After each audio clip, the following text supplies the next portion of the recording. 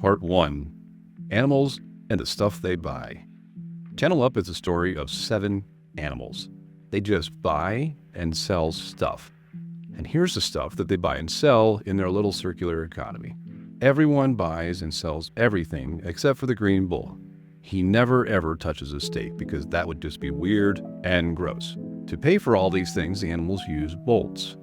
You, the players, are in this story too. In fact, without players, there is no one to connect all of the animals and their payment channels. It's hard work, so players are paid bolts each time a payment is routed through one of their nodes. The fee is equal to the amount flowing, so when one bolt payment goes through a node, the owner of the node gets 1 bolt. When 2 go through, they get 2, and when 3 go through, they get 3. Players don't buy the same things the animals do. Players want pizza. 2 pizzas, in fact. Note, having the most bolts does not guarantee victory. The first one to buy 2 pizzas wins regardless of how many bolts they have stacked. Each pizza costs 5 bolts, so players need 10 total to buy the 2 pizzas to win the game.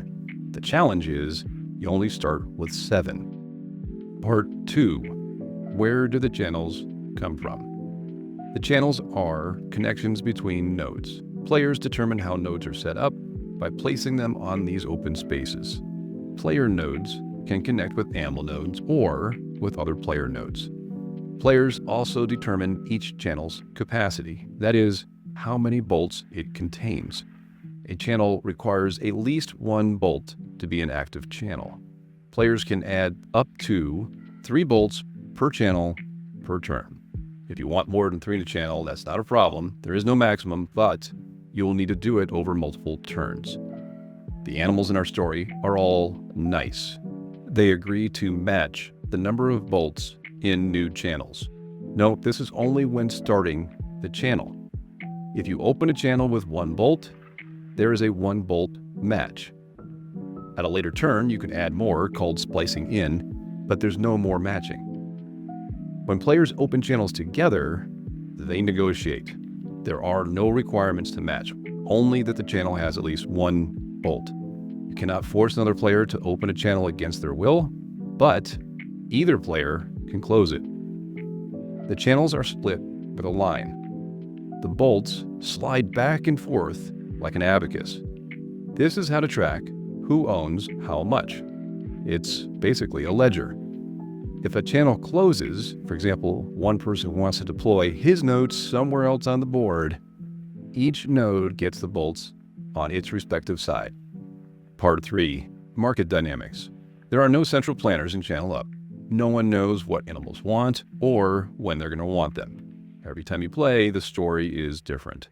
The first step on everybody's turn is to reveal 1 new animal card and 1 new item card. The number of bolts on each item card is the price, and the color of the item card is also important. The yellow ones are temporary. There can only be 1 yellow item in play at a time. So if you draw a new yellow one, the old pair is discarded. The green ones, on the other hand, have no time limit. These stay active and in play until that demand is met. That means the buyer gets the item he wants. Some animals may even want more than 1 item at a time, and that's okay.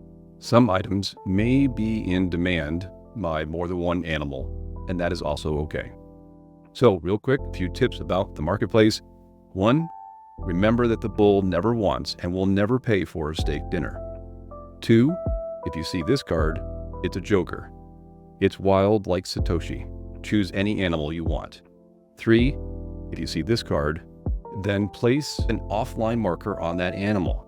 He cannot buy or sell anything, nor can any payments be routed through him until his node is back online, which costs 2 bolts to fix. Part 4. Attackers and protectors. Everything in the game starts peacefully enough. Players negotiate with each other. They are free to persuade, to influence, and to help one another. But the plot thickens as players become more tempted to attack. These aren't physical attacks, obviously, but everybody gets 1 attack marker, and to use it, you place it in a triangle space. This is called a griefing attack, and it impacts the 3 adjacent channels at once. No bolts can flow through channels under attack. These channels stay out of commission until someone pays 2 bolts to clear the attack. Note, you cannot attack a channel that is adjacent to the watchtower. This is where the plot thickens a little bit further. The watchtower is a protector, and while it cannot stop an active attack that is already in progress, it does protect its adjacent channels from being attacked. There's only one watchtower, but anyone in the game can move it. Part 5.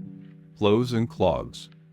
The channel up market is always changing. The items are constantly moving from animal to animal, and the bolts are constantly flowing the opposite direction. This is all good. However, over time, channels get out of sync. Often, there are bolts in channels that no longer need them, and vice versa. It is common to have channels where you want more bolts. This is perhaps your most critical role. You must actively balance your channels. So you can add bolts to channels that you need to in order to route payments. This is called splicing in. You can remove bolts from channels that no longer need them to help to route the payments. Maybe you need those bolts somewhere else, and that is called splicing out when you take them out. You may even need to close an entire node so you can open a new channel in a new area. You can get creative. For example, you could route payments between your own nodes to rebalance. So it's wonderful to help the animals buy stuff, but it's even more wonderful to receive bolts for routing payments. The better you are at balancing your channels, the more payments you can route through your nodes, the more fees you can collect, and the faster you can buy pizza. Part 6. You can't stop liquidity or fees. When the animals match the number of bolts in new channels, this immediately increases the number of bolts that are in play. Functionally, this is also critical because it introduces inbound liquidity. This in turn enables players to route items and to route more expensive items, which means higher fees. This compounds because every payment routed means someone earned bolts with the routing fee. Players then use their new bolts to splice into, that is, add to existing channels or to open new channels. And thirdly, the number of animal item pairs revealed increases as play continues. And this gives players more options, more opportunities, and therefore even more payments routed. The result of all of these factors is that the number of bolts on the board, the total network liquidity, increases quickly. And soon, one of the players will decide to buy the first pizza of the game. This triggers Phase 2 transaction fees. Transaction fees refer to Layer 1 Bitcoin fees. These are different from the payment routing fees we've been talking about. The rule of thumb is transaction fees are due whenever the number of bolts in a channel changes. So let's talk about a couple of examples. So if you're opening a channel, you're going from 0 bolts to some number of bolts, that's a change, that's a fee. If you're closing a channel, it's going from some number of bolts to 0, that is a change, requires a fee. If you splice in, this is obvious, you are adding to the channel. That channel is still there, you have more bolts in it, that's a change, that's a fee. The same as if you take bolts out, same idea. Channel is still there, you reduce the number of bolts in it, that's a change, it's a fee. If you route to yourself, there's no change. There's no fee because the number of bolts just stayed the same within the channel. They went from side to side, but they stayed the same.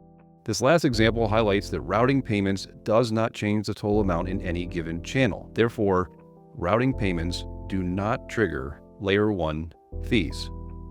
One last piece of good news to wrap all this up is that you only need to pay the Layer 1 fee once per turn, and it covers any number of changes you make. So you pay 1 bolt for your Layer 1 fee, and you can do as many opening, closing, splicing in, splicing out as you need to for just 1 fee. That 1 bolt fee covers all the changes on a single turn. You literally are ready to go. Just set up the board. The recommendation is to set it up in a circle where you have 2-3-2 pattern, and it doesn't matter which animal goes where. Make sure every player gets a reference card. They get an attack piece. They get 3 nodes, and they get 7 bolts. And then you shuffle the 2 different decks, and then you put the remaining bolts in the nice little holder, You count out the number of pizzas. The number of pizzas in the game is equal to the number of players plus 1. It's almost like musical chairs, but you have 1 extra instead of 1 less. You take the 7 items, you distribute those across the animals. If you get into a discussion about where they should be placed, then you can just use the deck. You pick who is going to go first, and then you just proceed clockwise from there. Follow the checklist. The little reference card spells out exactly what you do on each turn. Help each other out for the first 2 times. So good luck, and I hope you get some pizza.